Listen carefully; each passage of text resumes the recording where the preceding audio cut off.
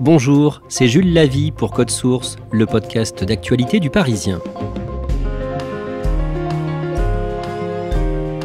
Près de 200 missiles tirés par l'Iran sur Israël le mardi 1er octobre. Ils ont été en grande partie interceptés, mais Benyamin Netanyahou, le Premier ministre israélien, a promis de riposter. L'Iran, dit-il, a commis une grave erreur et en paiera le prix. Fin de citation.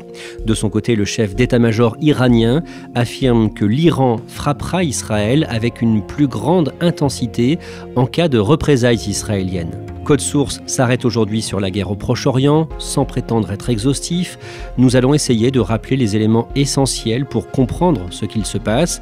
On fait le point avec notre invité, un journaliste spécialisé, Gallagher Fenwick, ancien correspondant de France 24 à Jérusalem. Il a co-signé cette année le livre 7 octobre 2023, Israël-Gaza, l'affrontement des tragédies, un livre publié aux éditions du Rocher.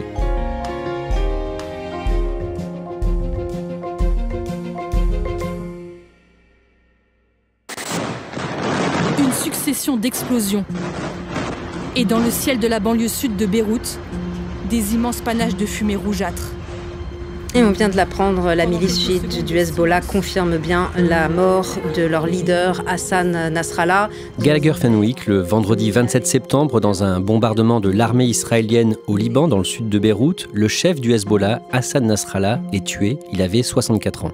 85 bombes sont larguées par des chasseurs israéliens, des bombes perforantes, selon les médias israéliens, qui pèsent chacune plusieurs centaines de kilos, avec un effet absolument dévastateur, afin de ne laisser absolument aucune chance au secrétaire général du Hezbollah, Hassan Nasrallah. Il y a deux scénarios qui peuvent expliquer ça. Soit il y a une opportunité inespérée et rare, et donc on appuie très rapidement sur la fenêtre de tir, et par on, j'entends les Israéliens. Soit il y a une décision politique, parce qu'en réalité le secrétaire général est traqué et géolocalisé depuis un moment, et pour des raisons calendaires et politiques, la décision est enfin prise de procéder à son élimination. Pour bien comprendre comment on en est arrivé là et ce que représente la mort d'Hassan Nasrallah dans cette guerre, on a choisi de revenir un an en arrière, le samedi 7 octobre 2023. Dans le sud d'Israël, le mouvement islamiste Hamas mène un raid meurtrier. Près de 1200 Israéliens sont tués, dont 800 civils, et plus de 240 personnes sont prises en otage.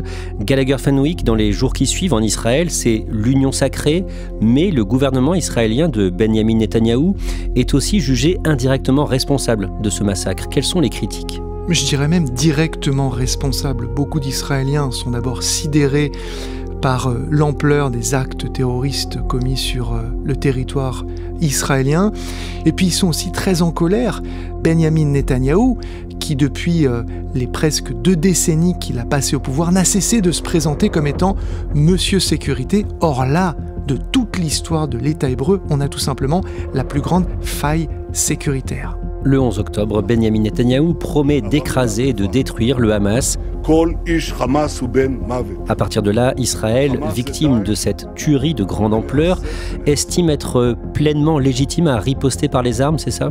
Absolument. Moi, je suis allé en Israël dès le 8 octobre et j'ai vu, mais presque en temps réel sous mes yeux, se dérouler cette transition de la sidération vers une colère et une envie finalement de se venger. Et les officiels israéliens n'ont pas cessé de rappeler « Nous avons été attaqués, nous n'avons pas déclenché cette guerre, donc nous sommes en situation de légitime défense. » Mais on sentait bien que derrière ces mots, il y avait l'idée de légitimer tous les moyens de se défendre, y compris des moyens complètement disproportionnés. Et tout de suite, on a une stratégie de communication mise en place par les autorités israéliennes. Et il y a un élément central dans ce dispositif. C'est un montage de vidéos qui sont tirées des caméras, des téléphones, des GoPro embarqués par les terroristes lorsqu'ils ont commis leurs actes le 7 octobre. Cette vidéo, elle est très largement diffusée afin de communiquer, de faire comprendre de manière très visuelle et concrète, voilà ce que nous, Israéliens, avons subi. Et le message derrière, presque, j'allais dire en transparence, c'est du coup, ne vous attendez pas à ce que nous soyons, nous, Israéliens, tendres dans notre réponse. Dès le 8 octobre 2023, le mouvement Hezbollah commence à tirer des roquettes sur le nord d'Israël, je cite, en solidarité avec les Palestiniens. D'abord, c'est quoi le Hezbollah ? C'est une force paramilitaire, principalement chiite, mais pas seulement, avec des dizaines de milliers d'hommes qui la constituent. C'est aussi un parti politique qui fait donc partie de la scène libanaise. Et donc cet ensemble-là, à la fois militaire et politique, il est ultra puissant. C'est pour ça qu'on parle d'un proto-État, presque plus puissante que l'État libanais lui-même, qui est franchement très très faible. Et d'un mot, le Hezbollah est soutenu par l'Iran. Absolument, il a pour parrain l'Iran, qui d'ailleurs, dès sa naissance en 1982, participe à sa création, finance et dans une certaine mesure donne des ordres. Il y a un lien absolument incontestable entre Téhéran et le Hezbollah. Après les attaques terroristes du Hamas du 7 octobre et après la riposte israélienne à Gaza, la réponse du Hezbollah libanais est mesurée. Ce n'est pas une attaque de grande envergure. Pourquoi ? Parce que le Hezbollah, il est traversé par différents impératifs et différents courants. Il est coincé entre l'enclume, qui est sa réputation de parti de résistance face à l'oppresseur israélien, et qui, quelque part, lui commande de devoir agir et de réagir, mais il est aussi sous le marteau que serait une réponse israélienne aidée par son allié américain. Et ça, c'est un risque existentiel pour le Hezbollah. Donc on voit effectivement une réponse qui est presque, le terme est sans doute maladroit, mais calibrée, c'est-à-dire réagir pour sauver la face, mais pas trop fort pour éviter de risquer son existence. Ces tirs de roquettes du Hezbollah et les frappes israéliennes en représailles entraînent des mouvements de population des deux côtés, dans le sud du Liban et dans le nord d'Israël. Dans les deux cas, des dizaines de milliers d'habitants fuient les bombardements. Gallagher Fenwick, il faut s'arrêter sur la situation du Liban, pays d'un peu plus de 5 millions d'habitants, situé le long de la Méditerranée, donc au nord d'Israël. Le Liban est en grande partie entouré de la Syrie, au sud-est, à l'est et au nord. Et ensuite, entre la Syrie et l'Iran, il y a l'Irak. Économiquement, le Liban est aujourd'hui un pays à genoux. Aujourd'hui, vous avez un PIB qui, par exemple, a été divisé quasi par 2 entre 2019 et 2023 pour être réduit à quasi peau de chagrin. C'est un pays qui est dépendant de ce qu'on appelle les devises diasporiques. Très concrètement, ce sont les devises qui sont envoyées par les Libanais qui vivent à l'étranger, les Libanais de la diaspora. Et donc, c'est un pays dans lequel on traite à la fois dans la devise locale, la livre libanaise, mais on voit aussi circuler beaucoup d'autres devises, tant la livre libanaise est faible et ne vaut plus grand-chose. Plutôt que d'avoir ramené des brouettes de billets pour s'acheter des biens de première nécessité, on traite dans d'autres devises, le dollar notamment, mais pas seulement. En octobre 2019, il y a eu un début de soulèvement populaire au Liban. Justement lié à la vie chère, taxes sur les carburants, taxes qui avaient été envisagées sur les communications WhatsApp. Donc on a un État qui cherche désespérément des sources de revenus, des contributions, mais la population refuse de porter sur ses épaules le poids de la mauvaise gestion par les élites de l'économie du pays et surtout l'accaparement des richesses par une ultra-élite qui, elle, est richissime, parce qu'un autre fait marquant de l'économie et de la société libanaise, c'est l'immense fossé qui sépare des milliardaires qui profitent de la situation, qui sont très très riches, et d'une population qui s'est grandement appauvrie. Dans son histoire récente, le Liban a subi une guerre civile de 1975 à 1990. Chrétiens, druzes, chiites, sunnites, plusieurs communautés se sont déchirées et parfois même au sein même de ces populations. Il y a eu entre 150 000 et 250 000 morts.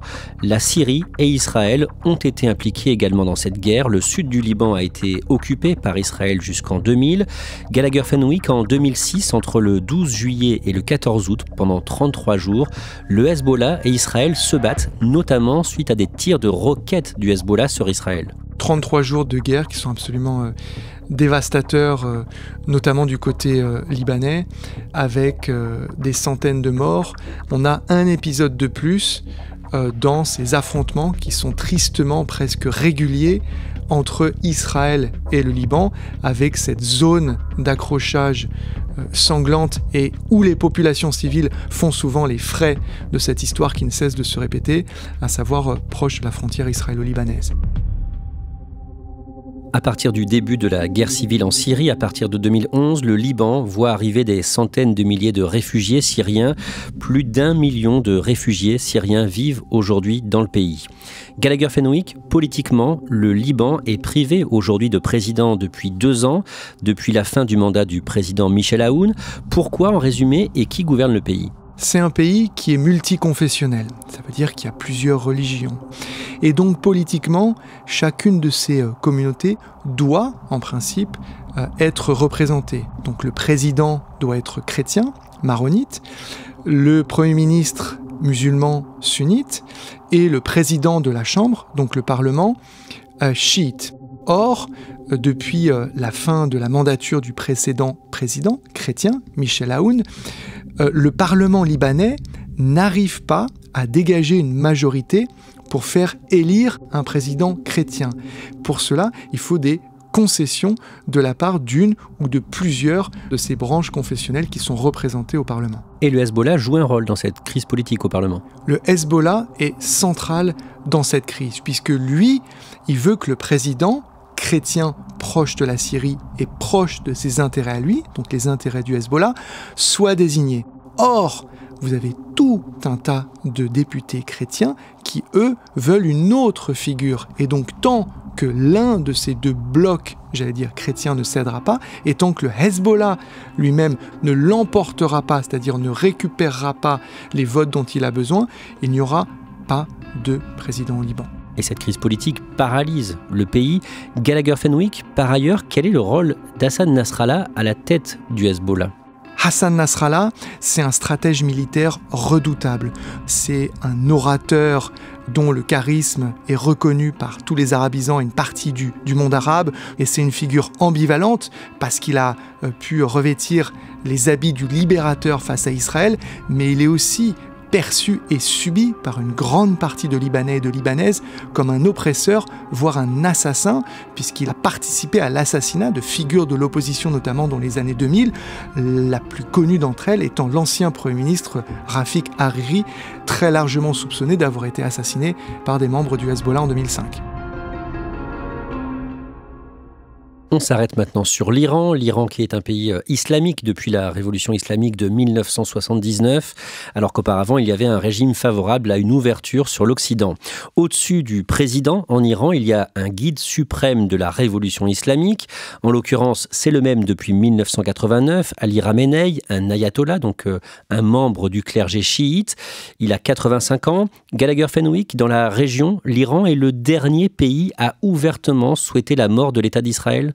Absolument, il en fait la dimension centrale de sa matrice idéologique, c'est-à-dire que c'est un projet qui est essentiellement bâti sur le rejet de la présence de l'État d'Israël, qui est désigné comme étant le petit Satan, avec son allié les États-Unis, le grand Satan. Donc c'est, si vous voulez, le ferment qui est utilisé par ce régime des mollahs pour essayer de faire tenir cette société et de faire en sorte que le projet survive, parce qu'il a quand même été à de maintes reprises soumis à rude épreuve. L'Iran est un pays très affaibli économiquement.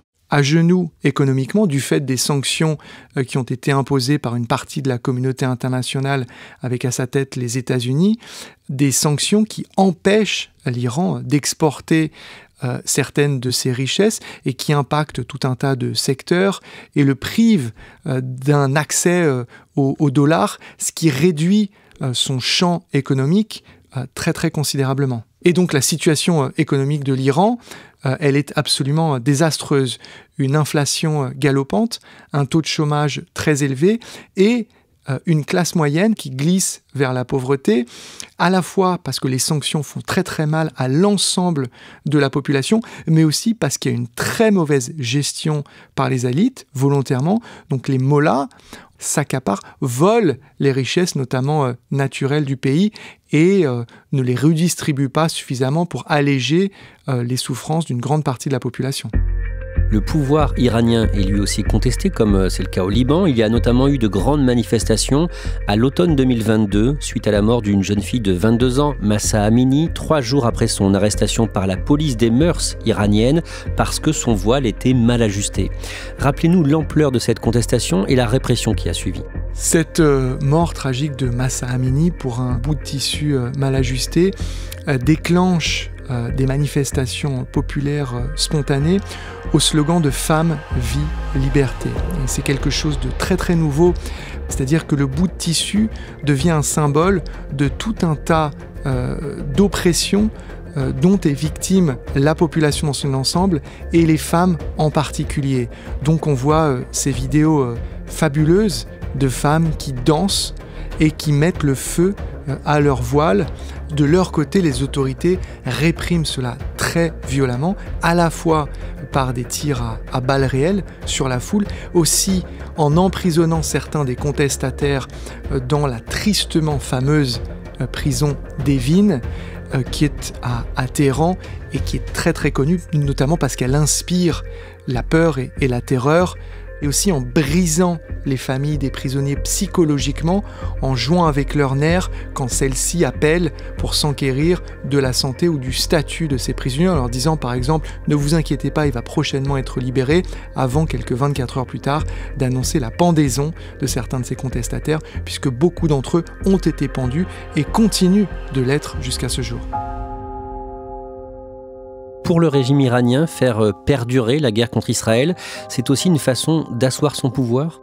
Pas exactement, puisque quand on se penche sur la réalité des faits, on voit bien que l'Iran n'est pas directement en guerre contre l'État hébreu. Le régime fait croire qu'il est capable de défier directement l'État hébreu, mais en réalité, c'est beaucoup de rhétorique pour souder sa population, mais ça ne fonctionne pas totalement, loin de là. Par exemple, selon le renseignement américain, le régime iranien dépenserait un peu moins d'1 milliard de dollars par an rien que pour financer le Hezbollah, et ça, c'est de l'argent dont les Iraniens et les Iraniennes auraient grandement besoin chez eux. L'Iran ne soutient pas uniquement le Hezbollah ou encore le Hamas, il aide aussi des rebelles au Yémen, les rebelles Houthis, qui multiplient les attaques en mer Rouge. Pourquoi l'Iran soutient ces rebelles et en quoi cela gêne Israël ? En fait, l'Iran s'est constitué une sorte d'arc, une ligne de défense, principalement utilisée comme un outil pour protéger son programme nucléaire et la survie du régime. Donc quand vous regardez une carte, vous voyez que vous avez au sud les Houthis au Yémen, vous remontez vers le nord, vous voyez des milices en Irak qui s'appellent Hashd al-Shaabi, vous avez également la présence du Hezbollah en Syrie, vous avez le Hezbollah lui-même au Liban, et puis quand vous descendez un petit peu plus au sud, vous avez le Hamas dans les territoires palestiniens. Et tout ça, ce sont des outils de la dissuasion iranienne, donc des leviers que Téhéran peut activer pour faire peur à Israël, pour menacer Israël, mais aussi pour pénaliser les Occidentaux. Par exemple, quand les Houthis tirent des missiles et des drones kamikazes sur des navires en mer Rouge, c'est une manière pour l'Iran, au travers des Houthis, de sanctionner les Occidentaux qui font naviguer leurs bateaux commerciaux par ce bras de mer qui est absolument essentiel à la mondialisation. Israël, confronté dans la nuit à un barrage de drones et de missiles.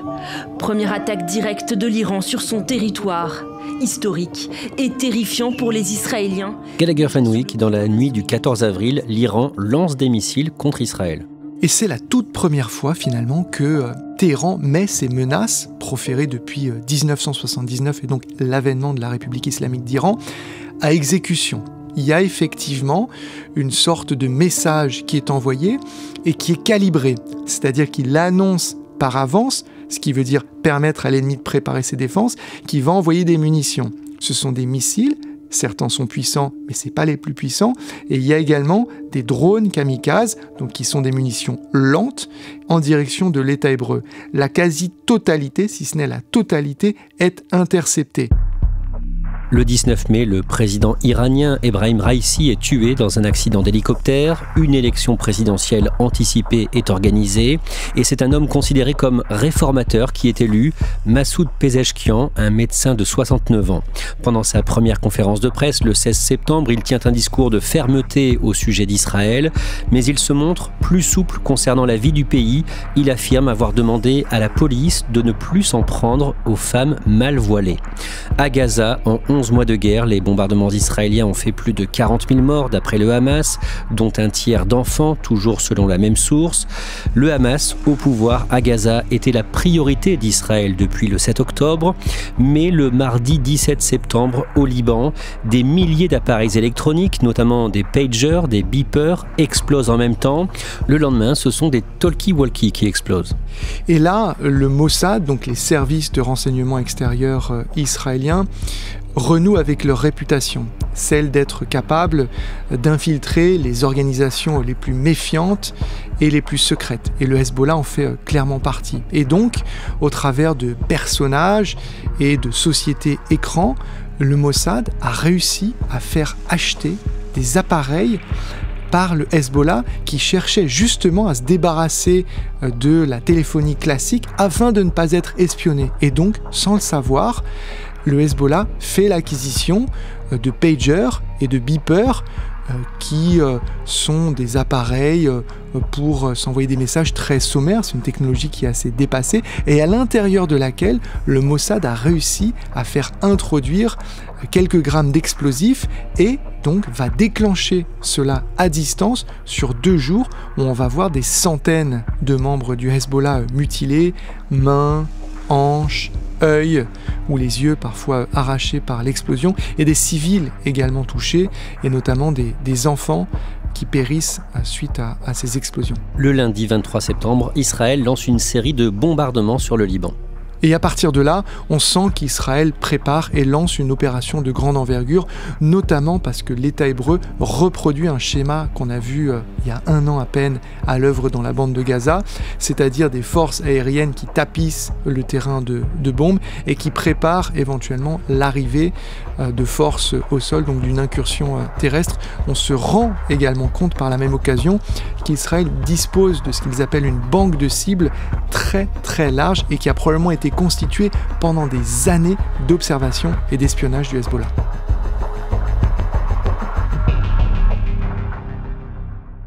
On comprend à ce moment-là qu'Israël veut mettre hors d'état de nuire le Hezbollah et donc ne semble pas craindre une confrontation directe avec l'Iran. Gallagher Fenwick, est-ce que la situation politique aux États-Unis, avec un président Joe Biden vieillissant et le fait qu'on est 2 mois avant l'élection présidentielle, donne plus de liberté, de marge de manœuvre à Israël ? Absolument, on rentre dans une période de forte turbulence avant l'échéance électorale le 5 novembre prochain.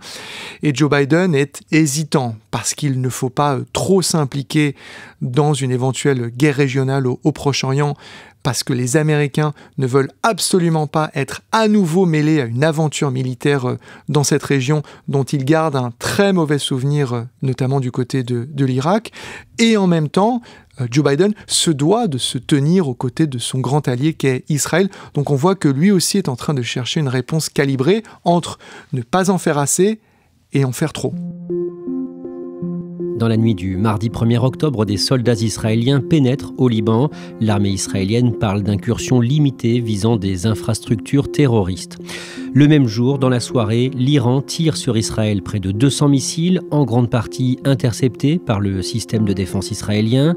Gallagher Fenwick, avant ces tirs, la veille, un porte-parole de la diplomatie iranienne avait dit que l'Iran ne comptait pas envoyer de soldats au sol pour combattre Israël. Et c'est là qu'on voit bien l'impasse stratégique dans laquelle se situe le régime des Mollahs, qui est lui aussi coincé entre une obligation de réagir face à des affronts, des gifles qui lui sont infligés directement ou indirectement, et ses lignes rouges. En même temps, le régime des Mollahs n'est probablement pas dimensionné militairement ni économiquement pour affronter le spectre d'une guerre face à des États comme Israël, son éventuel allié américain, et d'autres qui pourraient se joindre à la confrontation parce qu'ils n'apprécient pas du tout l'influence iranienne dans cette région. Gallagher Fenwick, le nom du bombardement qui a tué Hassan Nasrallah est Nouvel Ordre. Est-ce qu'Israël essaie aujourd'hui de mettre en place un nouvel ordre dans la région ? Absolument, c'est l'un des principaux objectifs de Benyamin Netanyahou qui veut par la force redessiner la carte de cette région en procédant à l'élimination systématique de toutes les forces mandataires, les proxys comme on dit utilisés par l'Iran. La grande question, c'est est-ce que cela fonctionne et est-ce que c'est une méthode durable? Parce qu'on sait que dans un passé récent, quand des chefs ont été éliminés, les organisations terroristes ont survécu à cette élimination, et puis surtout, de manière plus importante, l'idéologie qui sous-tend ces organisations n'a pas disparu après l'élimination des chefs, ou très rarement.